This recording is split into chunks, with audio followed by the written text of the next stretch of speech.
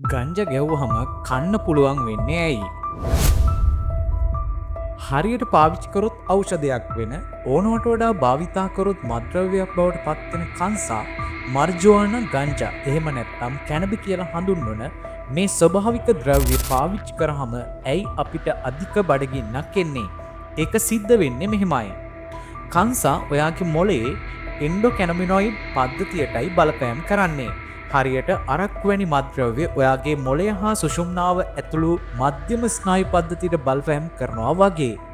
මේ එන්ඩෝ කැනබිනොයිඩ් පද්ධතියෙන් තමයි අපේ ආහාර රුචිය මනෝභාවය සහ මතකය පාලනය කරන්නේ. සමහර විට ඔයාට ඒ කතාව ඇව්හම දැනටමත් තේරනවා ඇති කංසබීවාම ඇතිවෙන වෙනස්කම් වලට හේතුව. කංසාවල ඇති ප්‍රධාන ක්‍රියාකාරී රසායනිකය තමයි THC කියලා කියන්නේ. ඒ කියන්නේ ටෙට්‍රා හයිඩ්‍රෝ කැනබිනෝල්. ඒකෙන් තමයි අපිට කුසගින්න ඇති වෙන්නේ. යම් බලපෑමක් ඇති කරවන්නේ. ඒ අතරින් මොලේ කුසගින්නේ මධ්‍යස්ථානය සක්‍රිය කරනවා. THC ඔයාගේ මොලේ කොටසක් වන හයිපොතැලමස් හි CB1 ප්‍රතිග්‍රාහක සමග බන්ධනය වෙනවා.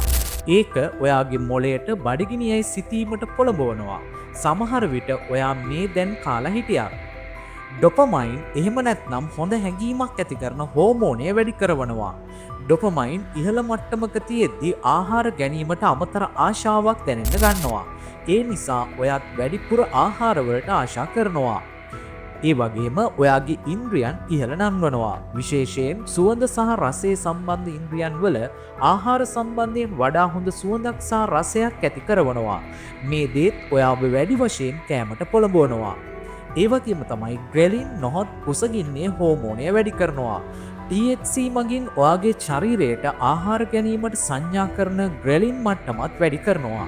ඉතින් බඩගින්න වැඩි වෙන්න ඕන දේවල් සේරම වුණාට පස්සේ බඩ පිරිලා තිබුණත් ඔයාගේ මොලේ ඔයාට මෙහෙම කියනවා.